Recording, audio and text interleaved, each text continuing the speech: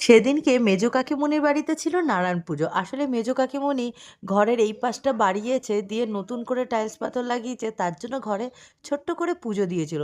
তাই আমরা সকলেই মিলে সন্ধেবেলা প্রসাদ খেতে গেছিলাম।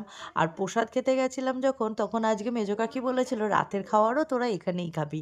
আর রাতে কিন্তু আমাদের জন্য সবার জন্য পোলাও আর আলুর দম করেছিল, সাথে কিন্তু পায়েস মিষ্টি চাটনিও ছিল। আর এখানে কাকাকে দেখেন একটা কি কথা যেন শুনে কি সুন্দর নাচছে।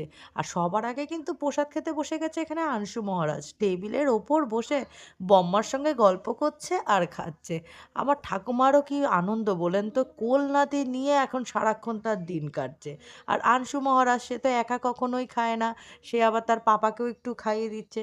যাই হোক, তারপর আমরা সন্ধ্যের থেকে খুব মজা টজা করে গল্প করে রাতে আবার পোলাও আর আলুর দম আর বাকি সমস্ত জিনিস দিয়ে খেয়ে দে আবার কিন্তু আরেকটু গল্প টল্প করে চলে এসেছিলাম বাড়িতে।